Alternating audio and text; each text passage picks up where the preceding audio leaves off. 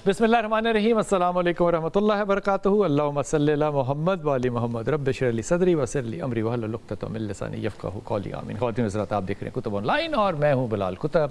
और आज का दिन जो होता है जुमे का बाबरकत होता है, और इसमें आज हम आपको सहूलत देते हैं कि आप हमें कॉल कर सकते हैं और हमारे साथ कोई ऐसी शख्सियत ज़रूर होती है जो कि आपको तिब्बी मशवरे देती है। और ये जो इस्लामी महीना जा रहा है, ये सफ़र का है, और सफ़र में भी आज जो है वो 17 सफ़र है, और 20 सफ़र को आपको पता है कि 40वां दिन जो है ये इसकी जो, पहले मैं डॉक्टर काज़मी साहब का तारुफ तो होता। आतिफ काज़मी साहब अस्सलाम वालेकुम। जी अस्सलाम वालेकुम। खैरियत से आप? बड़ी मेहरबानी। ये जो 40वें का तसव्वुर अहले तशय्युअ के यहाँ है ना, ये मैं आपको समझाने लगा हूँ। जी जी जी जी आपके साथ ये बुनियादी तौर पे वो दिन है जिसमें कि जाबिर बिन अंसारी, एक सहाबी थे, जाबिर बिन अब्दुल्ला अंसारी, ये करबला के मैदान में पहुँचे थे।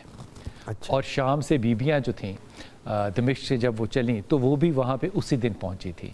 तो बीबियों के साथ ये हज़रत जाबिर जो थे, ये यहाँ पर जब 40वें दिन आए और फिर बीबियों ने इनको सारी करबला की कहानी सुनाई। तो ये जो करबला के मैदान में इस वक्त ये नजफ़ से जो लोग चले और यहाँ तक आ रहे हैं, ये बुनियादी तौर पे दोनों की सुन्नत को कायम कर रहे हैं, बीबियों की सुन्नत को भी कायम कर रहे हैं और सहाबी रसूल सल्लल्लाहु अलैहि वसल्लम हज़रत जाबिर बिन अब्दुल्ला की सुन्नत को भी पूरा कर रहे हैं कि ये यहाँ पर आते हैं और उस याद को ताज़ा करते हैं। अच्छा, माशाअल्लाह। आपका अरबाइन, इस ये जो वॉक है नजफ़ से करबला, ये अरबाइन है, मिशन अरबाइन का तजर्बा कैसा रहा था? बहुत ज़बरदस्त था। मैं जब गया तो फर्स्ट टाइम, ये पहले एक ही दफ़े किया, तो मैंने सोचा था कि पता नहीं मौला पंजतन पाक अल्लाह ताला करेगा कि हम कर सकेंगे चलना इतना। लेकिन आप यकीन करें कि एक बड़ी इंटरेस्टिंग आपको मैं वाक़या बताता हूँ। मुझे किसी ने कहा था जी कि वहाँ आप जब वॉक कर रही हो ना, तो जो भी आप नियत करें किसी चीज़ की, वो आपके सामने आ जाती है। ऐसा ही है। अच्छा, वो मैंने एक डिश है जो मुझे बड़ी पसंद है, तो मैंने अपनी वाइफ थी, मेरी बेटी थी, तो मैंने उसको कहा यार मैं तो अब भूख लग रही, रात के 12 बजे थे, मैं कहा काश वो मिल जाए।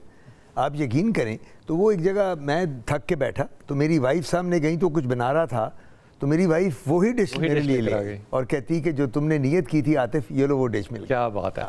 जो पीर है आने वाला, आज जुमा है, हफ्ता तवार जो है वो आएगा बीच में, और फिर मंडे की सुबह 11 बजे कुतुब ऑनलाइन में आप इंशाअल्लाह ताला ये जो अरबाइन का सफ़र है नजफ़ से लेके करबला तक, ये सारी कुतुब ऑनलाइन की टीम ने जो किया, इसके बारे में आप प्रोग्राम देखेंगे। और यकीन कीजिए कि अगर मैं उसकी ज़िक्र करना शुरू करूं तो वो लगेगा जैसे मैं जान के कोई सपोर्ट ग्रुप हूं या मैं झूठ बोल रहा हूं, अजीब सी बात लगेगी। ये एक ऐसा एक्सपीरियंस है, एक ऐसा तजर्बा है कि इंसान करे तो पता चलता है कि कितनी सहूलत होती है, लोगों की कुर्बानी क्यों इतनी होती है, करोड़ लोग बग़ैर किसी हादसे के क्यों ये सफ़र कर लेता है। सबसे बड़ी बात डॉक्टर साहब जो मुझे लगी अरबाइन में, वो ये कि जहाँ जिस मुल्क में, जिस मज़हब में, जिस अकीदे में नौजवान जो हैं वो आगे बढ़ के काम कर रहे हो ना, उनको पीछे करना फिर नामुमकिन है। जितनी भी नौजवान नस्ल है इराक़ की, वो इस वक्त सड़कों पर होती है और वो लोगों की खिदमत कर रही होती है। अब इस यूथ के अंदर 3 साल का बच्चा बच्ची भी शामिल है और 90 साल का बुज़ुर्ग जो है वो भी शामिल है। ये इंशाअल्लाह ताला मंडे को आप ज़रूर देखेंगे, इंशाअल्लाह ताला ज़रूर देखिएगा और ये तजर्बा एक्सपीरियंस कीजिएगा और ज़रूर इन्फॉर्म कीजिएगा कि आपको ये विजुअल में तजर्बा जो है ये कैसा लगा। हालांकि विजुअल में वो एक्सपीरियंस आता, वो बात की नहीं जा सकती जो कि वहाँ का तजर्बा है। डॉक्टर साहब, बरसात का शदीद तरीन मौसम है, साफ़ पानी में से लेके गुज़रने पड़ते हैं और घर के अंदर चिपचिप होता है, क्योंकि बिल एसी का इतना आ रहा है कि 99% लोग एसी चलाने से अब खौफज़दा हो रहे हैं। ये जो पसीना इतना ज़्यादा आता है इस मौसम में, ख़ास तौर पे हब्स का जो मौसम है, इससे स्किन को फ़ायदा होता है, ये पानी बाहर निकलता है तो स्किन के लिए हेल्दी है या ये फिर ख़राब करता है? बिस्मिल्लाहिर्रहमानिर्रहीम। सबसे बड़ी बात है बिलाल भाई कि excess of everything is bad. ठीक। ज़्यादा पसीना आना भी, उसके भी नुकसान आते हैं। कम पसीना आना या ना पसीना आना, वो भी गलत है, नुकसान आते हैं। ज़्यादा पसीना आए तो हम उसको अपनी इस्तिलाह में हाइपरहिड्रोसिस कहते हैं। ठीक। कम पसीना आए तो हम उसको एनहाइड्रोसिस कहते हैं, या पसीना अगर ना आए या हाइपोहिड्रोसिस कहते हैं। अब बात ये जो आपने पूछी है, जो ये महीना जी। है और स्पेशली हमारे पंजाब में जब हब्स और गर्मी बहुत है, बारिश के बाद एकदम इतना बहुत ही पसीना ज़्यादा। हो जाता है, इसके लिए डर सिर्फ एक होता है कि डिहाइड्रेशन ना हो जाए। ठीक। और ये मैं आपके सुनने वालों को, आपको सबको, जो हमारे यहाँ काम कर रहे हैं बच्चे, कि भाई आपको जब भी ज़्यादा पसीना आए तो मैं ये एक बात करता हूँ, एक छोटी सी मिनरल वाटर की बोतल अपनी जेब में रखो और वो पीते रहो, और घर जाके नींबू पानी और नमक डाल के पियो, ताकि ठीक। वो जो पानी हमारा उसमें पसीना, नमकियात भी ज़ाया हो जाए। उसमें सॉल्ट की भी डिप्लीशन हो रही है, ठीक। इलेक्ट्रोलाइट्स की भी डिप्लीशन हो रही है। तो कई लोग क्या कहते हैं, ओ जी वो गर्मी में बेहोश हो गया। अब जब लोग, आपने किसी से सुना हो कि वो तुम्हारा फलाना दोस्त रिश्तेदार क्या हुआ, वो तो बाहर गया हुआ था, इतनी गर्मी पसीना, वो तो बेहोश हो गया, गिर पड़ा वहाँ। वो क्यों बेहोश हुआ? वो पसीना उसको इतना आया, इलेक्ट्रोलाइट इम्बैलेंस हुआ, डिहाइड्रेशन हुई, वो बेचारा बंदा कोलैप्स कर गया। सो ये जो मौसम है, इसमें बहुत ज़्यादा पसीने का आना, आपका पानी कम पीना, नमकियात कम लेनी, सॉल्ट का ORS ज़्यादा लें। ORS लेना चाहिए। ORS बहुत अच्छा है, और ORS की तरह और बहुत मार्केट में ऐसे साशेज आ गई हैं जिसको डालें और वो लें और बोतल में डालें बोतल में और डालें लेकर पीते और रहें। पीते रहें साथ साथ। और छोटी मिनरल वाटर की बोतल तो अब आजकल anyone can keep in his pocket, तो वो ज़रूरी है। अदरवाइज नहीं तो जल्दी अमराज जो हैं, स्किन डिजीजेस, वो इसके साथ बहुत हो जाती हैं। और पसीने की वजह से। पसीने की वजह से एक्जिमा एक बीमारी है जिसे चंबल कहते हैं। सबसे बड़ी बीमारी जो एक्जिमा और फंगस जिसे दाद कहते हैं, ये दो बीमारियां ऐसी हैं जो पसीने के साथ पूरी बॉडी पे आ जाती हैं। और वो दाद या फंगस तो वो बीमारी है कि ये लगने वाली है। आपका टावल आपकी फैमिली अच्छा, यूज इससे कर लग जाएगी दूसरे को? हाँ, एक्जिमा नहीं, जो फंगस है, फंगस है जिसको बोला। दाद कहते हैं या ददरी कहते हैं। पंजाबी में इसको लोग हमें आके कहते हैं गांव से, डॉक्टर साहब मुझे उल्ली लग गई। जिस तरह उल्ली नहीं लग जाती, वो कहते हैं। तो वो टावल अगर मियाँ बीवी यूज कर रहे हैं, शेयर कर रहे को लग हैं, जाएगी। वो उसके बच्चे शेयर कर रहे हैं उनको। अच्छा, पाँव में मैं एक बात बताता चलूँ, बड़ी ज़रूरी है। हम लोग सब नमाज पढ़ते हैं जी। वज़ू करते हैं, वज़ू करने के बाद अनफॉर्चुनेटली हम साथ ही खड़े हो जाते हैं नमाज के लिए। जी बिल्कुल। मैं सिर्फ ये अपने मरीज़ों को कहता होता हूँ कि भाई जब वज़ू करें, एक छोटा सा टिश्यू पेपर या टॉवल अपने पास रखें जेब में, थोड़ा सा उसको ड्राई करें और फिर हमें नमाज शुरू करनी चाहिए।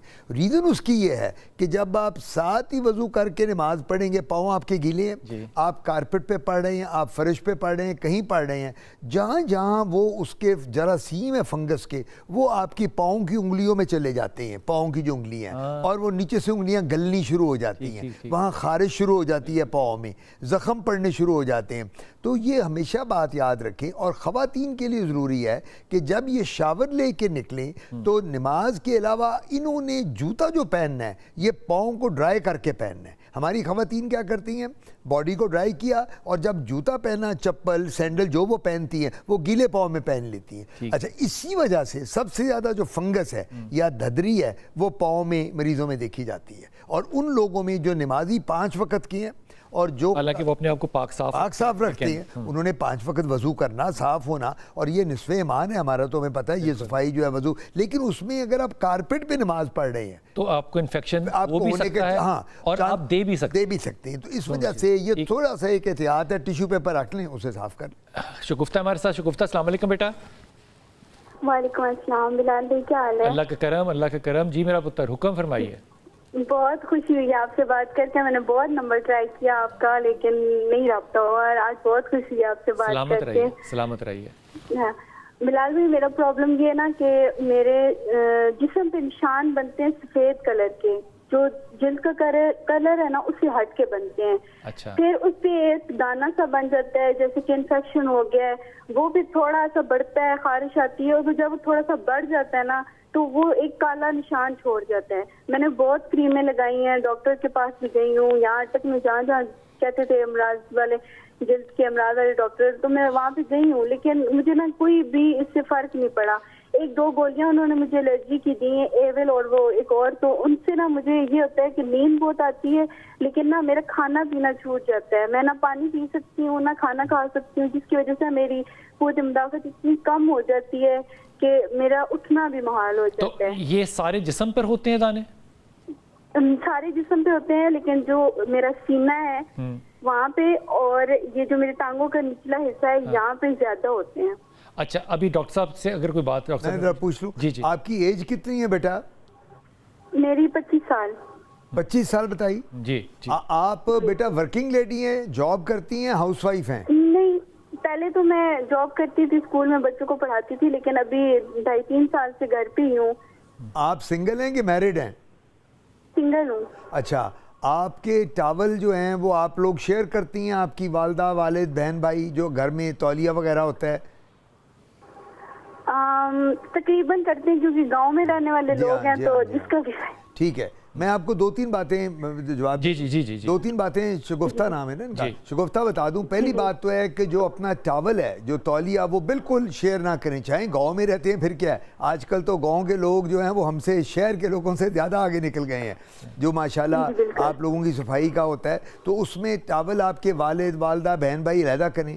नंबर 2, कोशिश ये करें कि जो आप कपड़े पहनती हैं, ख़वातीन के अक्सर कपड़ों में सिल्क और पॉलीएस्टर बहुत ज़्यादा होती है, तो इस वजह से अगर गर्मी के इस हब्स के मौसम में आप सिल्क और पॉलीएस्टर के कपड़े पहनेंगी तो चांसेस ये हैं कि बॉडी पे फंगस आपको लग जाएगी, जिसकी मैं अभी बात पहले भी कर रहा था बिलाल भाई के साथ। तो वो आपने प्योर कॉटन या लॉन के कपड़े पहनने हैं। एक तो ये बात हो गई। दूसरी बात ये है कि अगर आपके घर में वहाँ एसी नहीं है, गांव में कई दफ़ा, या वो फैसिलिटी, तो पंखे के नीचे, कूलर में, जहाँ भी हो सकता है हवादार जगह पे बैठें और पसीने से अपने आप को बचाएं, क्योंकि आप जॉब नहीं करती हैं, घर पे हैं, तो दोपहर को आपका बाहर निकलना भी कम है। और दूसरी बात यह है सबसे बड़ी कि सोप, मैं यहाँ नाम नहीं बता सकता साबन का, लेकिन एक ब्रांड का सोप यूज़ करना है। अक्सर औकात हम लोग, ख़वातीन आप लोग जो होती हैं, टीवी पे, इधर सोशल मीडिया, प्रिंट मीडिया में देख के आप लोग डिफरेंट सोप बॉडी पे यूज़ करती हैं। वो जो साबुन होते हैं वो भी बॉडी को, स्किन को सूट नहीं करते। दूसरी बात, आपकी बीमारी की जो बात है, जो आपने दानों के और निशानों की बताई है, इसके 2-3 कॉजेज़ हैं। एक को हम फॉलिकुलाइटिस कहते हैं, एक को हम एक्जिमा कहते हैं, एक को हम फंगस कहते हैं। मेरा मशवरा ये होगा, अगर आप कभी लाहौर तशरीफ़ लाएं तो यहाँ आके आपने जो दवाइयाँ भी बताई हैं वो, उसके साथ तो नींद भी आती है, तो मौका मिले मुझे दिखा लें, या लाहौर में बहुत टॉप डर्माटोलॉजिस्ट हैं, किसी से आके रब्ता कर लें। ये कोई मेजर प्रॉब्लम नहीं है, इंशाल्लाह आप ठीक हो जाए। डॉक्टर साहब, ये जो आपने टावल वाली बात बताई, ये इसलिए कि ये फंगस हो सकता है? जी जी, फंगस में मैंने आपको बताया कि टावल जब भी आप यूज़, ये कहती है ना गांव में रहते हैं तो हम लोग एक ही करते हैं। अब हम लोग अक्सर औकात होता है टावल, वो टावल स्टैंड पे लटक रहा होता है, बच्चा जो भी आता है वो इस्तेमाल कर उसने मुंह से साफ कर लिया, दूसरा बच्चा आया, मियाँ आया, बीवी, वो अगर यहाँ चेहरे पे फंगस है, आपने यूज़ किया, आपको हो गई, मैंने किया, मुझे हो गई, तो टावल कभी भी हम एक दूसरे के शेयर नहीं इस्तेमाल नहीं करना। ये बात जो है ये नोट कर लें, खास तौर पे वो लोग भी जो कि शेव बाहर से कराते हैं, नाइयों की दुकानों के ऊपर जो टावल हैं, या आप बाल कटाने जाते हैं तो टावल जो है या आपने अपने घर से लेकर जाना है, या नया टावल जो है वो धोबी का धुला हुआ हो, आपने यूज़ टावल नहीं करना। I hope this will help you मेरा बच्चा। जी अस्सलाम वालेकुम अशरफ। जी अशरफ, अस्सलाम वालेकुम। जी वालेकुम। जनाबी आली, बिस्मिल्लाह, हुक्म फरमाइए। मेरे ये पाँव में दाग हैं, ये अंगलियों के नीचे, जैसे डॉक्टर साहब ने पहले बताया, नीचे से गलती है, हाँ, नीचे ऊपर, अभी ये ऊपर को आ गए हैं। किस तरह के दाग हैं अशरफ? ये ऐसे जनाब, ये सुरख सुरख हो जाती है ना नीचे से, जो गलती है ना, अच्छा, उसके बाद ये उंगलियों के बीच में भी हैं या पाँव के ऊपर है? पाँव की उंगलियों को, पाँव की उंगलियों, पाँव के ऊपर है। ठीक, अच्छा डॉक्टर साहब की बात को पूछना आप, मैंने पूछना था कि मैंने जिस तरह पहले बात की थी कि आप जब वज़ू करते हैं तो आप पाँव को खुश्क करते हैं वज़ू करके नमाज पढ़ने से पहले नहीं करता था, लेकिन अभी करता हूँ मैं। हाँ बस ये अब आप करते हैं, वो तो अच्छी बात है। तो मैं जवाब दे दूं? जी जी जी। हाँ जी, ये मोस्ट प्रोबेबली फंगस ही है। फंगस है। जो फंगस है पाँव की, वो पाँव की उंगलियों में भी आती है, हाँ। पाँव के नीचे तलवों में भी आती है और पाँव के ऊपर भी आती है। अच्छा। सो ये फंगस पाँव की 3 किस्म की है। ठीक। तो हम इसको इंट्राडिजिटल कहते हैं, हाइपर केराटोटिक कहते हैं, वेजिकुलोबुलस कहते हैं, हमारी टर्मिनोलॉजी 3 किस्म की। ठीक। तो ये वो जो फंगस आती है, इसके लिए जो ये पाँव खुश करते हैं वो बहुत अच्छा बात है। है। और उसके बाद सिर्फ हमने डिफरेंशिएट उसको एक्जिमा से करना होता है कि एक्जिमा है या एक्जिमा है कि फंगस है। तो ये देखने पे पता चल जाता है, ये मुश्किल नहीं है, हिस्ट्री पे पता चल जाता है। अगर उंगलियां वाइट अंदर से हो रही हैं, वाइटिश हुई हुई हैं और वो जिस तरह मैसेरेटेड हैं और पाउडर सी हैं, तो वो फिर पक्की फंगस है। और अगर खाली रेड है और उसमें खारिश है तो उसको हम एक्जिमा कहते हैं। और ये जो फंगस होती है पाँव की, इसको हम एथलीट्स फुट भी कहते हैं। यानी जो एथलीट्स होते हैं, जो एथलेटिक्स में इन्वॉल्व हैं, स्क्वाश, उनको ज़्यादातर उनमें पसीना बहुत आता है, उनमें आ जाता है। तो ये आ जाएं कभी, ये किसी डॉक्टर को दिखा लें, हम डायग्नोज करेंगे, दवाई दे देंगे, ठीक हो जाएगा। ठीक, साकिब है हमारे साथ। अस्सलाम वालेकुम साकिब। जी साकिब, वालेकुम अस्सलाम। जी सर, कैसे हैं आप? अल्लाह का करम साकिब, आप फरमाइए, हुक्म कीजिए। अच्छा सर, मैं डॉक्टर साहब से बात करनी है। जी बताइए, सुन रहे हैं डॉक्टर साहब। जी बोले सर। अच्छा डॉक्टर साहब, ऐसे है कि मुझे ना आपकी स्किन में ना खारिश बहुत ज़्यादा होती है रात के वक्त स्पेशली। आपकी एज कितनी है? एज 47। और आप शुगर तो नहीं, आपको डायबिटीज़ तो नहीं, बॉर्डर लाइन डायबिटिक हो? हाँ जी, डायबिटिक है, लेकिन वो इतनी हाई साइड पे नहीं है। जो मेरा HbA1c था लास्ट 5.9 था। 5.9 बॉर्डर लाइन है ना? आप ले रहे हैं दवाई कोई इसके लिए, डायबिटीज़ के लिए? नहीं, मेडिसिन कोई नहीं ले रहा। आपकी फास्टिंग कितनी थी लास्ट, जो फास्टिंग आई थी? लास्ट फास्टिंग थी मेरी 98। हाँ वो तो ठीक है बस। अच्छा, और ये खारिश कब से हो रही है रात को, कितनी देर हो गई है इसको, प्रॉब्लम को? इसको डॉक्टर साहब तकरीबन मेरे को 2-3 माह हो गए, मेडिसिन भी ली है लेकिन कोई फर्क नहीं पड़ता। आप मैरिड होंगे ना? माशाल्लाह 47 है, यू मस्ट बी मैरिड, बच्चे भी होंगे। आप मैरिड हैं? जी जी मैरिड। आपके फैमिली में किसी को खारिश है, वाइफ को या बच्चों को? नहीं, अभी तो किसी को भी नहीं है। आपने घर में कोई जानवर पाले हुए हैं, पेट्स, कोई डॉग्स, कोई कैट्स, कोई बिल्लियाँ, कोई तोते, कोई ऐसी चीज़ कोई? जी तोते हैं, लेकिन वो उसका सेपरेट पोर्शन है। ठीक है। और ये खारिश जो है ये सिर्फ रात को होती है कि दिन में भी होती है? नहीं डॉक्टर साहब, रात को सोना मुश्किल हो जाता है। हाँ, ये मैं जॉइंट्स में भी हो सकती है? जी जॉइंट्स में भी, जी जी। ये मैं और ये अब डिफरेंट आप दवाइयाँ ले चुके हैं, कोई फ़र्क पड़ा उन दवाइयों से अभी तक जो ली हैं इसके लिए? नहीं, कोई ख़ास नहीं। और आपका वजन, आप ज़रा मोटापे की तरफ हैं कि स्लिम हैं आप, क्या? नहीं, नॉर्मल है मेरा वेट। ठीक है। कितने शौकीन हैं आप ये बाहर के खाने, ये चरगे, मुर्गे, तिक्के, कबाब? बहुत कम, क्योंकि डॉक्टर साहब डायबिटीज़ है ना, तो मैं अवॉइड ही करता हूँ। अवॉइड करते हैं। ये जो आप बता रहे हैं ना खारिश की अलामात, और रात को ये बीमारी स्केबीज़ की तरफ जाती है, इसको हम कहते हैं वबाई खारिश, जो आपने बताया ना रात, क्योंकि हम इसको अपनी ज़बान में कहते हैं नॉक्टर्नल प्रूराइटिस, यानी रात को खारिश होने को कहते हैं नॉक्टर। बड़ा टिपिकल सिम्टम जी, बड़ा टिपिकल। मैंने एक आधे प्रोग्राम में पहले भी आपके बताया था कि जो शख्स ये कहे आके कि मुझे सारा दिन खारिश नहीं होती रात को, मैं जब बिस्तर में लेटता हूँ, उसकी रीज़न क्या है ये भी मैं बता दूं। लोग कहते हैं डॉक्टर साहब अगर ये खारिश स्केबीज़ की रात को, स्केबीज़ की दिन को क्यों नहीं होती? अब आप और मैं बैठे हैं, हम बात कर रहे हैं, प्रोग्राम चल रहा है, लोग यहाँ बैठे हैं, अगर हमें खुदा ना खास्ता स्केबीज़ है, आपको या हम किसी को, इस वक्त हम वो खारिश नहीं करेंगे, हम तो बातों में मसरूफ़ हैं, आप मुझसे, मैं आपसे, बाकी जब हम रात को बिस्तर में लेटेंगे तो हमें और कोई काम नहीं है करने को सिवाय खारिश करने के। हम टेलीविज़न देख रहे हैं, एक हाथ में मोबाइल है, तो ये हम अनअवेयर ऑफ द सराउंडिंग्स होते हैं। इस वजह से जो रात को नॉक्टर्नल ये स्केबीज़ की तरफ जाता है। मैं आपको सजेस्ट करूंगा कि स्केबीज़ की ट्रीटमेंट आप लें, जहाँ भी हैं वहाँ नज़दीकी माहिर अमराज़ जल्द से इलाज कराएं। इसको वबाई खारिश भी कहते हैं। हम जो देते हैं, मेरे वालिद अल्लाह बख्शे प्रोफेसर गुलाम शबीर साहब, वो सल्फ़र गंधक देते थे। वो मरीज़ को एक गंधक है, एक ऐसा फर्मी का, उसको कहते थे वैज़लीन में, पेट्रोलियम जेली में मिला लो, और वो आती थी 15-20 रुपए की, आजकल 50 रुपए की है। तो वो जनाब मिलाकर, तो पूरी बॉडी पे उसका तरीका है, रात को सोने से पहले गर्दन से नीचे रात को पूरी बॉडी पे मसाज की, सुबह उठ के नहा लिया, और जो रात वाले कपड़े हैं ये धुलने के लिए फेंक दें। रात को शलवार कमीज जो पहनते हैं आप, ये लॉन्ड्री में, अगले दिन सुबह नई शलवार कमीज, और उसके बाद ये 6-7 रात करेंगे तो इंशाल्लाह इस गंधक से आपकी बॉडी साफ हो जाएगी। अगर आप किसी अच्छे केमिस्ट के पास भी जाएंगे तो स्केबीज़ की खास तौर पे दवाइयाँ मिलती हैं। जी मिलती हैं, वो दवाइयाँ लगानी है, लेकिन थोड़ी से नीचे। अल्लाह ताला ने कैसा प्रोटेक्शन रखा है कि स्केबीज़ जो है ये इससे ऊपर नहीं जाता है। इसकी रीजन मैं बता दूं। जी जी, ये भी बड़े लोगों ने पूछा। वक्फा लेना है, वापस आके वक्फे के बाद एक छोटा सा लेते हैं वक्फा, वापस आते हैं।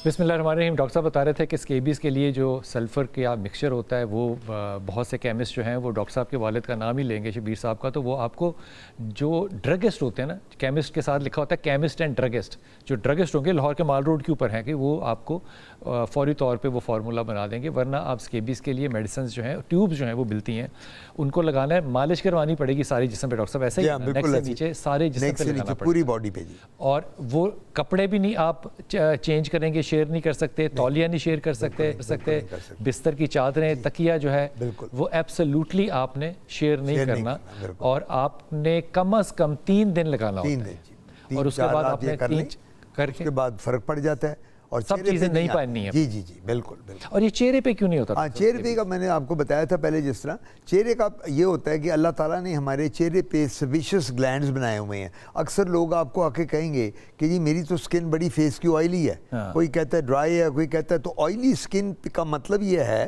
कि यहाँ कोई तेल तो नहीं निकल रहा नीचे से कुबों से, ये हमारे जो सेबेशियस ग्लैंड्स होते हैं वहाँ से सीबम निकल रहा होता है, और वो जो सीबम होता है वो हमारी स्केबीज का जो जरासीम है उसे माइट कहते हैं, सार्कोप्टीज कीड़ा, उस कीड़े को ग्रो नहीं करने देता। तो इस वजह से बॉडी पे सेबेशियस ग्लैंड्स होते नहीं या बहुत कम होते हैं, इसलिए वहाँ ऑयल नहीं निकलता। तो वो जहाँ ऑयली स्किन होगी वहाँ माइट सर्वाइव नहीं करती, तो इस वजह से खाली बॉडी पे स्केबीज आती है, चेहरे पे नहीं आती। और इसकी बड़ी बहुत बड़ी निशानी जो होती है वो ये कि जहाँ पे जॉइंट्स होती हैं, टांगों के नीचे या आर्म्स में, यहाँ पे आपको रात को सोते हुए काफ़ी खुजली होगी।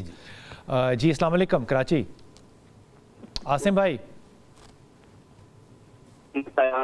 जी जी सर, ये एक सवाल था, बात हो रही है, मेरे सीने के ऊपर और थोड़ा सा मुंह के ऊपर जो है दाने निकल आते हैं छोटे छोटे से, और कई सालों से, कम से कम ये 15 साल हो गए इन दानों को, खत्म तो हो जाते हैं मगर कुछ टाइम के बाद फिर आ जाते हैं। इन दानों में पीप भी पड़ता है या सुर्ख रहते हैं? सुर्ख होते हैं। सुर्ख होते हैं, फिर चले जाते हैं, दब जाते हैं खुद ही? जी, खत्म हो जाते हैं, मगर बिल्कुल खत्म नहीं होते, कि हल्के फुल्के निशान होते हैं, जिसकी वजह से वो अक्सर बेशतर जो है ना सीने के ऊपर खास तौर पे मेरे, और ये माथे के ऊपर और गाल के ऊपर भी होता है। कितनी उम्र है आपकी आसिम? मेरी तकरीबन 25 से 35 साल की। काम करते हैं आप, जॉब करते हैं? जी सर, जॉब करता हूँ, मैं हॉस्पिटल में होता हूँ, स्टाफ नर्स हूँ। Staff nurse. और खाना पीना बाहर से करते हैं?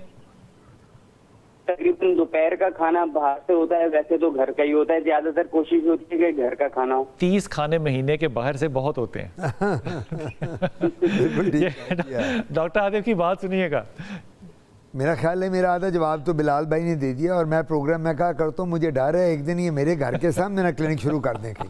अब इन्होंने इतनी स्किन मुझसे सीख ली है आने के साथ, तो अब ये आधा तो ये स्किन स्पेशलिस्ट बन चुके हैं माशाल्लाह। बिल्कुल इनके क्वेश्चन बड़े रेलिवेंट थे आपसे। एक तो ये बात है कि जो ये 30 खाने बाहर किए हैं, ये एक दिन जो आप लंच करते हैं बाहर, तो ये वो खाने बाहर की ऑब्वियसली बड़ी अच्छी बात की इन्होंने, वो डाइट का अपना करें। इसको हम एक्नी भी कहते हैं। नो डाउट आप 30+ हैं, एक्नी जनरली टीनेजर में देखी जाती है, 13 साल से लेके 19, 20, 21 साल तक, लेकिन हमने 30, 40 की उम्र में भी देखी है। और ये ज़्यादातर डाइट से रिलेटेड है, नंबर 1, स्ट्रेस से नंबर 2, अगर ख़वातीन हो तो मेंस्ट्रुअल इरेगुलरिटीज़ आ जाती हैं, प्रेगनेंसीज़ के बाद आ जाती हैं, फिर वो ख़वातीन जो मेकअप बहुत करती हैं उनको कॉस्मेटिक्स के साथ आ जाती हैं, स्किन ब्रीथ नहीं करता। जी एग्जैक्टली, ये गोरा करने वाली क्रीमें, ये ख़वातीन आजकल हमारी, और मर्द भी, अब तो हर बंदा मुझे गोरा कर दो गोरा, उन क्रीमों में स्टीरॉइड्स होते हैं, उनमें हैवी मेटल्स होती हैं, वो भी आपको जिंक होता है। जी जी, ये कैंसरस है। जी जी बिल्कुल कैंसरस। मैं तो इनको मना करता हूँ कि खुदारा ये जो इश्तिहारों में और जहाँ आप देखते हैं ये क्रीमों का गोरे रंग का, ये सब झूठ है, मत यूज़ करें। आपके चेहरे पे अल्लाह ना करे बाल आ जाएंगे ख़वातीन के, मर्दाना बाल, उसके बाद एट्रोफी हो जाएगी, गड़े पड़ जाएंगे, पिगमेंटेशन आ जाएगी, और सारे चेहरे पे कील महासे दाने बन जाएंगे। डॉक्टर साहब ये क्या करें अब? खाना छोड़ें तो बाहर का? इन्होंने बाहर का देखें जी, वो हो गया, फ्रूट्स, जूस, फल, दूध ये ज़्यादा लें, ठीक। पानी का इंटेक अपना बढ़ाएं, ठीक। खाना आपने भी बता दिया, मैंने भी, कि बाहर से कम कर दें,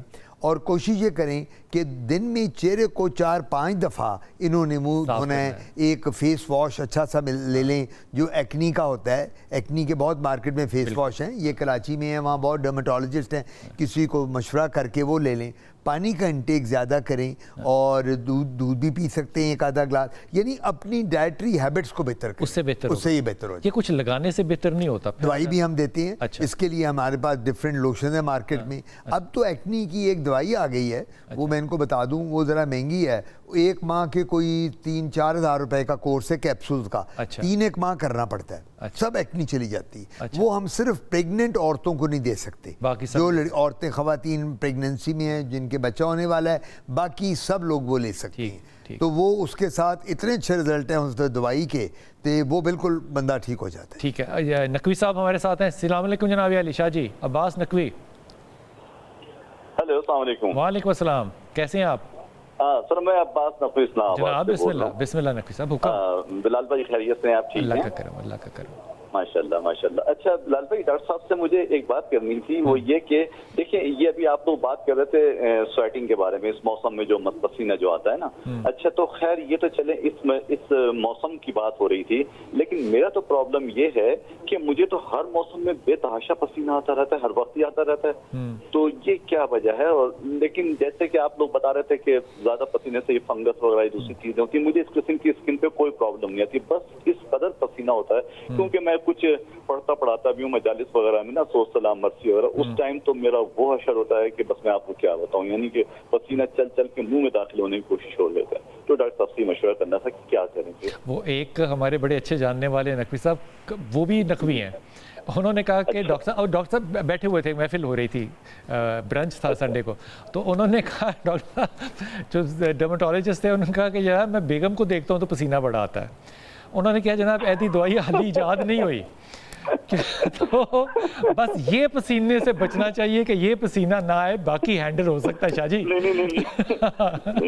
कतई नहीं है, नहीं कतई नहीं है बिलाल भाई, ऐसा बिल्कुल भी नहीं, मैं तो बड़ा दिलेर आदमी इस मामले में। कोई दलेर नहीं होता शाह जी, ये अल्लाह ने पर्दे रखे हुए हैं। शाह जी के तो पसीना बड़ा आता है। बात आपकी सही है, बड़ों के पसीने छूट जाते हैं, सही कह रहे हैं। लेकिन हमारे नहीं छूटते, अल्लाह का करम है, अभी स्टेबल है। अल्हम्दुलिल्लाह। तो कहाँ पढ़ते हैं आप नकवी साहब? मैं इस्लामाबाद में हूँ और मजालिस वगैरह पढ़ता हूँ, और उसके अलावा नात रसूल मकबूल वगैरह भी पढ़ता रहता हूँ, लेकिन मेरी एज 68 है। माशाल्लाह। तो शाह जी आप लाहौर तशरीफ लाएं तो राब्ता करें ना, आप हमें भी मौका दें कि हम आपको सुने। क्यों नहीं, इंशाल्लाह जरूर जरूर जरूर इंशाल्लाह आऊंगा, तो आपसे बिल्कुल मुलाकात करेंगे। सलामत रहिए। क्या करें, पसीना बहुत ज़्यादा आता है। अच्छा, ये इशू बहुत वैसे कॉमन नहीं है, लेकिन है ज़रूर, ख़वातीन में भी और मर्दों में भी। मैं इसमें बताता हूँ, एक चीज़ होती है जेनेटिक, एक होती चीज़ इसको उर्दू में मौरूसी कहते हैं। उसको तो कोई डीएनए, मैं आपका डीएनए नहीं बदल सकता, जो आपका डीएनए बन गया ये सारा जेनेटिक है। जो डीएनए आपका बन गया, हम ये क्यों कहते हैं आपकी शक्ल तो आपके चचा पे है, आपका कद अपने मामू पे है, आपका रंग अपनी खाला पे है, क्यों कहते हैं? ये जेनेटिक है, डीएनए। जो नकवी साहब बात कर रहे हैं, ये पसीना कम आना, ज्यादा आना, खाली बगलों में आना, सवाए नदामत के पसीने के वो पसीना कैसा है जो जेनेटिक नहीं है, नहीं हो सकता, वो किरदार के साथ होता है। कई दफा बंदा तंजीम साजी करने जाता है तो वहाँ पसीना आ जाता है। तो बात सबसे बड़ी ये है कि जो ये पसीने की बात कर रहे हैं, ये पसीना वो पसीना जो जीन्स में है, हो सकता है इनके वालिद नकवी साहब के किसी को भी वालिदा जी जब बहुत ज्यादा, अच्छा नकवी साहब ने कहा जी मुझे तो बहुत ज्यादा पसीना में आ जाता है। अच्छा, अब जिस तरह बहुत बड़े आलिम दीन हैं, ये मजालिस पढ़ते हैं गर्मियों में, जब ये हमारे मौलाना साहब, जब हमारे इतने आलिम दीन मजालिस पढ़ते हैं तो हर जगह एसी तो नहीं लगा होता ना, तो वहाँ भी इन्होंने वो पूरा अपना अमामा पहनना है, उसमें गर्मी भी है, फिर वहाँ जज्बात भी होते हैं, और फिर वो सारा। तो मेरा मशवरा इनको ये होगा कि आप देखें, इसकी दवाइयाँ हैं भी और उनके कुछ साइड इफ़ेक्ट्स भी होते हैं। तो मैं ये कहूँगा कि इसकी दवाई मत लें, ये जीन्स में होता है, जेनेटिक होता है, मोस्ट प्रोबेबली इनको अपने ननियाल या ददियाल मैटरनल पैटर्नल साइड से मिला होगा ये पसीने का, तो उसको बर्दाश्त करें और कोशिश ये करें कि आप ज़्यादातर एसी में, कूलर में, पंखे में रहें, जहाँ भी आप रह सकते हैं। बाकी मजालिस तो पाकिस्तान में तो कम ही है, बड़ा मुश्किल है, लेकिन ये पसीना, एक बात याद रखें क्योंकि आपको बहुत आता है, तो ये जो हमने पहले बात की थी डिहाइड्रेशन की, तो आप जब भी मजलिस पढ़ा करें तो मिनरल वाटर की बोतल, थोड़ा सा नमक उसमें डाल के नींबू पानी घर जाके पिएं ताकि आपकी डिहाइड्रेशन ना हो। तो नकवी साहब, काज़मी साहब की बात जो है ये आप पल्लू से बांध लें, आप बर्दाश्त करें क्योंकि ये जेनेटिकल है। लेते हैं जनाब एक छोटा सा वक्फा और आते हैं अभी वापस।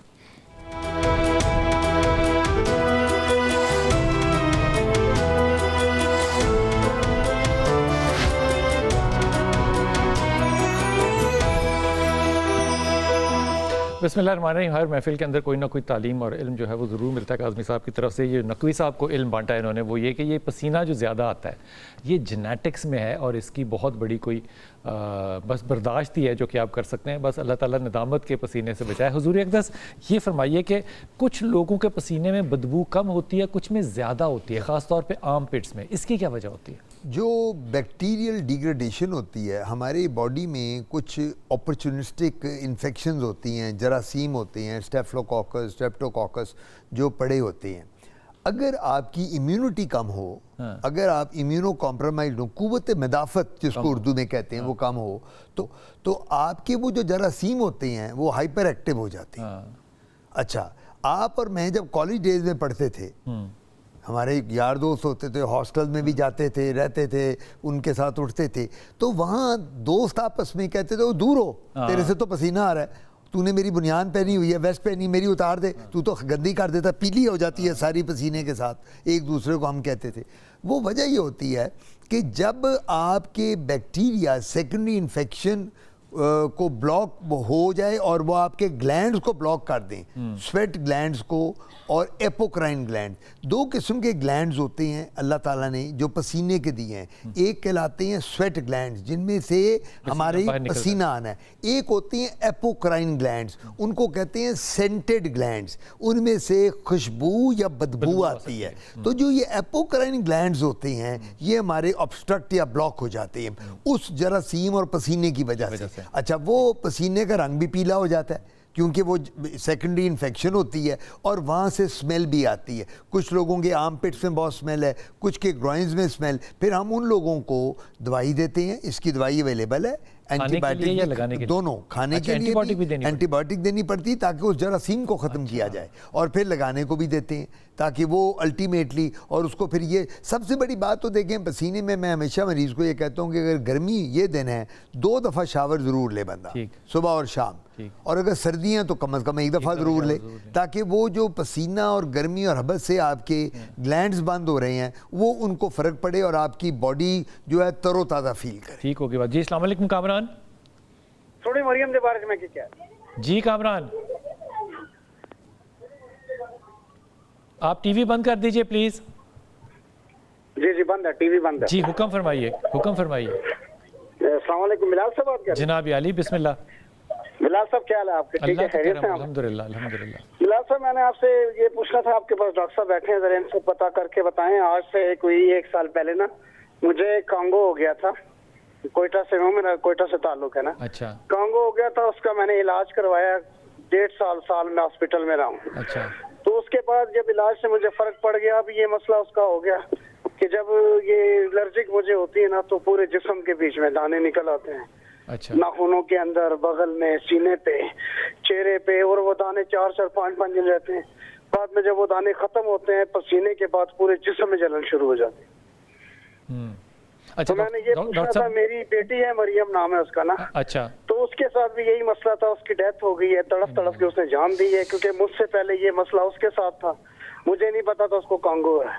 फिर जब उसका इलाज करवाया तो उसके बाद जो है ना, जैसे अभी मेरी हालत है, इसी तरह इलाज के बाद भी मरियम का यही हाल था, तड़फ तड़फ के जो है ना खुरच खुरच के पूरे जिस्म को, मुंह को, हाथों को, पागल बन के दौरे शुरू हो गए थे। उसकी डेथ हुई है। अब जब वो मर चुकी है उसके 1.5 साल के बाद मेरे साथ भी वही मसला चल रहा है।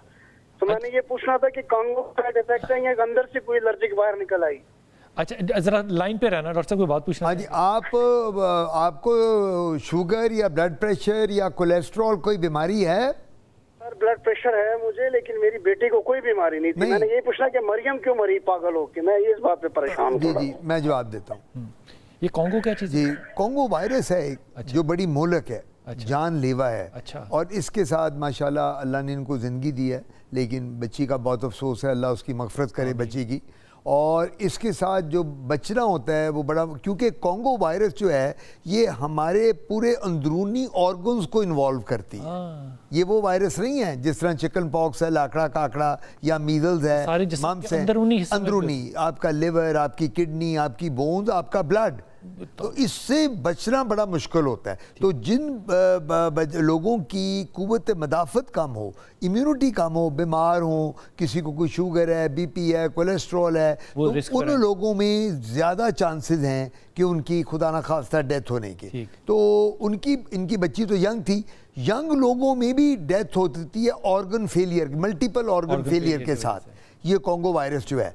तो ये उसका हमें बड़ा अफसोस है बच्ची का कि जवान बच्ची थी और उसका, लेकिन आप खुशकिस्मत हैं कि आप उसके साथ सरवाइव कर गए। अब जो इनको प्रॉब्लम है ये खारिज की, स्किन पे कॉन्गो वायरस जो होती है बाद में इस तरह का एक्जिमा छोड़ जाती है। अच्छा। और ये जो इरिटेशन और इचिंग और प्रोराइटिस की बात दानों की, ये एक्जिमा की फॉर्म है। और ये एक्जिमा जो है ये कॉन्गो के मरीजों में बाद में स्किन मैनिफेस्टेशन में देखा जाता है, जो हमने पढ़ा भी है। कॉन्गो बहुत तो हमने नहीं देखे, लेकिन जो देखे हैं उनमें हमने देखा है कि स्किन रेड हो जाती है, दाने बन जाते हैं, खारिश होती है। इसकी सिम्टोमेटिक ट्रीटमेंट इनको करनी चाहिए। सिम्टोमेटिक का क्या मतलब है? खारिश है तो एंटी हिस्टामीन्स लें, पीप पड़ गई है एंटीबायोटिक्स लें, लोकल दवाइयों में कोई मॉइस्चराइजिंग लोशन और क्रीम लगाएं, एंटीबायोटिक्स टॉपिकल में। ये लाइफ लॉन्ग कर रहे हैं, अब एहतियात करनी पड़ेगी। ये आती जाती रहेगी स्किन प्रॉब्लम इनकी। कॉन्गो से तो ये बाहर निकल आए, लेकिन ये प्रॉब्लम इनकी परसिस्ट करेगी। कॉन्गो होता किससे है? कॉन्गो वायरस है, ये एक जरासीम है। जिस तरह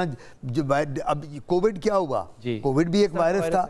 कोविड वायरस जो था उसकी अपनी कॉम्प्लिकेशन थी, वो लंग्स को ले बैठता था। अब आपने देखा होगा कोविड में जो डेथ्स हुई, ज़्यादातर हम लंग्स को बचाते थे। हर बंदा कहता था कि इसका लंग्स का, इसका MRI कराओ, CT कराओ, चेस्ट का पता चल जाए। कॉन्गो जो होता है ये भी एक वायरस है, और ये कॉन्गो वायरस जो होती है मल्टी ऑर्गन फेलियर करती है। लिवर भी गया, किडनी भी गई, बोन्स भी गई, और वो हार्ट भी गया। तो ये सारे का सारा इन्वॉल्व, ये ज़्यादा लीथल है कॉन्गो वायरस जो है। जानवरों वगैरह से तो नहीं ट्रांसफर होता? ये ज्यादातर अफ्रीकन कंट्रीज में। हाँ जी। इंसान से इंसान को ट्रांसफर होता है? इंसान से इंसान को नहीं होती। ये ज्यादातर जो वायरस है आने को इंसान से भी आती है, लेकिन जिनकी इम्यूनिटी कुव्वत मदाफत का ये उन लोगों में चांसेस ज्यादा होते हैं। तो ये बात जहन में रखना कि आप जो बेटी का पूछ रहे थे कि उसकी डेथ कैसे हुई, वो मल्टीपल ऑर्गन्स जो है उनके फेलियर की वजह से हुई। क्योंकि ये कॉन्गो वायरस है। बाहर अल्लाह ताला उसके लिए आगे के रास्ते आसान करे। आपको जो ट्रीटमेंट है वो ज़ाहिर है केयर करनी पड़ेगी अपनी सिम्टोमेटिकली। मिसाल के तौर पे डॉक्टर साहब ने कहा कि अगर ख़ारिश है तो आपको एंटीहिस्टामीन लेनी पड़ेगी, अगर आपको पीक पड़ जाती है उसमें तो आपको एंटीबायोटिक्स की तरफ जाना पड़ेगा या लोकल क्रीम्स की तरफ जाना पड़ेगा। लेकिन आपको अब बहुत एहतियात के साथ, क्योंकि ये आना जाना, ये हाइड एंड सीक करती रहती है एक्जिमा जो है, एहतियात के साथ आपको किसी एक अच्छे डर्मेटोलॉजिस्ट के साथ राब्ते में रहना चाहिए। जी अस्सलाम वालेकुम मिसबा। वालेकुम अस्सलाम जी। मैंने डॉक्टर साहब से ये पूछना है कि मेरे चेहरे पे ना पिंपल्स बहुत ज़्यादा और ब्लैक हैंड्स का बहुत ज़्यादा इशू है। ब्लैक हेड्स बहुत होते हैं, नाक पे होते हैं या सारे चेहरे पे? नहीं, सारे चेहरे पे बहुत ज़्यादा होते हैं। मिसबा कितनी उम्र बेटा आपकी? मेरी 35 साल। मैरिड हैं आप? हाँ जी। बच्चे हैं? हाँ जी माशाल्लाह 3 बच्चे हैं। माशाल्लाह ताला। आप हाउस वाइफ हैं? जी हाउस वाइफ हूँ। ओके। और खाना पीना घर पे ही करती हैं ना आप? हाँ जी घर पे करती हूँ। ज़्यादा मसाले तो नहीं डालती हैं आप? नहीं, आम नॉर्मल। अच्छा, वो आम नॉर्मल पंजाबियों के बड़े मुख्तलिफ होती हैं, कश्मीरियों के बड़े मुख्तलिफ होते हैं। तो डॉक्टर साहब पूछना चाहेंगे? हाँ, आपके कोई हार्मोनल इश्यूज हैं, मेंस्ट्रुअल साइकिल वगैरह के, या कोई प्रॉब्लम्स? हाँ जी वो तो है, कभी ऊपर कभी नीचे, कभी आप टाइम पे कभी। एक तो मिसबा मेरी आपको एडवाइस ये होगी कि आप अपनी गायनेकोलॉजिस्ट से ज़रूर अपने हार्मोन्स और PCOS बन जाते हैं ख़वातीन में, पॉलीसिस्टिक ओवरीज, एक तो वो बात करें।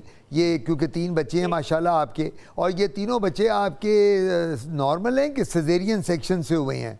नहीं, बड़े ऑपरेशन से हुए हैं तीनों। हाँ तीनों C-सेक्शन से। तो एक मेरा मशवरा होगा, अपनी गायनेकोलॉजिस्ट को ज़रूर आप एक दफ़ा बात करें।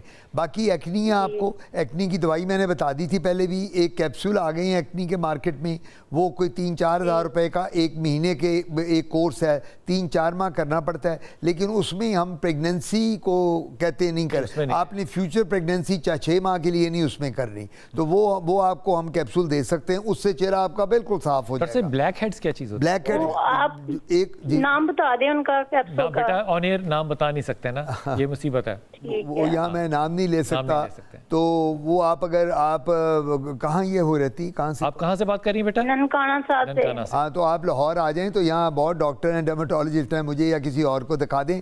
आपका 3 महीने का कोर्स है, बिल्कुल ठीक हो जाएगा। शर्त एक है कि प्रेगनेंसी अगले 6 माह नहीं के कर। लिए नहीं हो, ठीक है। ब्लैक हेड्स का Black आपने heads पूछा, क्या है? ब्लैक हेड्स और वाइट हेड्स दो होते जी। हैं। ये जो पोर्स नहीं कहते लोग, मेरे पोर्स खुल गए हैं, अक्सर लोग कहते हैं डॉक्टर साहब मेरे तो पोर्स खुल गए हैं। अगर ब्लैक हेड, अगर पोर्स खुल के उनमें मेलानोसाइट्स, हमारा आपका रंग जो ब्राउन है ये मेलानोसाइट्स की वजह से है। ठीक। गोरा जो होता है उसमें मेलानोसाइट मेलानोसाइट नहीं नहीं होता। होते, तभी वो गोरा होता है। हम लोग ब्राउन कहलाते हैं और एक काले होते हैं जो ये नीग्रोज होते हैं। तो मेलानोसाइट्स जो होते हैं वो उनमें मेलानिन होती है। मेलानिन एक काला वो एक केमिकल है जो अल्लाह ताला ने पैदा किया हुआ है, जो हमारी स्किन को कलर देता है।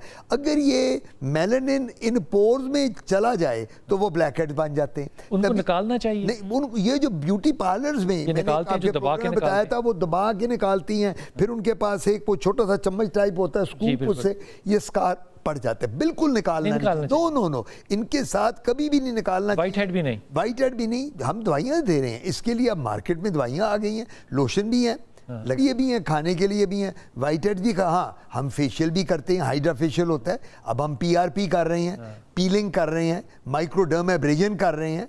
ये अब हमारे पास सारे प्रोसीजर हैं। जो डर्मेटोलॉजिस्ट हैं, अल्लाह का शुक्र है, अब हम सारे प्रोसीजर करते हैं जिससे वाइट हेड्स, ब्लैक हेड्स सब चले जाते हैं। तो अब तो ज़रूरत ही नहीं कहीं ब्यूटी सैलून में जाने की। अब तो आप डर्मेटोलॉजिस्ट के पास आएँ, वो देखेगा, आपके स्कार भी ख़त्म हो जाएंगे। हम लोग PRP करते हैं जिससे स्कार जाते हैं, डर्मेब्रेशन करेंगे जिससे स्किन साफ हो जाए। PRP क्या एक परमानेंट ट्रीटमेंट है? PRP का मतलब है प्लेटलेट रिच प्लाज्मा। आपका खून लिया, उसमें से प्लेटलेट्स निकाले, सेंट्रीफ्यूज करके उनको इंजेक्ट किया आपके स्कार में। बालों के लिए भी, जो लोग गंजे हो रहे हैं, जो बाल गिर रहे हैं, उनके भी। तो ये 5-6 सेशन होते हैं, एक माह के बाद करते हैं।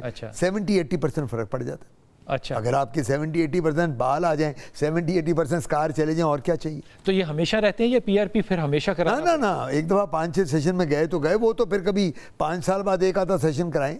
बहुत अल्लाह ताला से बहुत अच्छा ये प्रोसीजर है। आप ही के प्लेटलेट्स हैं जो आप में लगाए जा रहे हैं, और वो प्लेटलेट्स एनहेंस कर रहे हैं आपकी स्किन को, कोलेजन को बढ़ा रहे हैं, और आपकी कोलेजन को टफ कर रहे हैं, टाइट कर रहे हैं, ग्लिसनिंग इफेक्ट आता है। तो ये तो बहुत अच्छी बात है। क्या बात है। लेकिन ये पार्लर से नहीं कराना है, डर्मेटोलॉजिस्ट से कराना है। बस ये क्वैक्स के पास मत जाएं, जो ये अताई डॉक्टर्स हैं जो हर जगह, इनसे बचें। एस्टैब्लिश डॉक्टर के पास, ये जो स्पास बने हुए हैं इनके पास आपने नहीं जाना, आपने एक रिकग्नाइज्ड डॉक्टर के पास जाना है। लेकिन अल्लाह ताला हदायत दे उन लोगों को भी जो इस काम के अंदर पड़े हुए हैं, अपने अपने स्पा बनाकर लाउंजेस और स्पास नाम रखे हुए हैं, और वहाँ पे डर्मेटोलॉजिस्ट नहीं है। अरबाइन इंशाअल्लाह ताला का सफ़र जो है, सफ़र इश्क जिसको कहते हैं, सफ़र इश्क जो है वो कुतुब ऑनलाइन की टीम ने जो इराक़ में किया है, उसको आप इंशाअल्लाह ताला पीर वाले दिन सुबह 11 बजे देखेंगे। और 11 बजे देखने के बाद उसको दिल से महसूस करते हुए, अपनी दुआओं में हमें याद रखते हुए, अपनी राय से ज़रूर मुतला कीजिएगा कि आपको ये सफ़र एक करबला जो है ये किस तरह का लगा। इंशाअल्लाह इस पर फिर बात होगी। अपनी दुआ में याद रखिएगा। अल्लाह आपको सलामती दे और सलामती बांटने वालों में से रखे।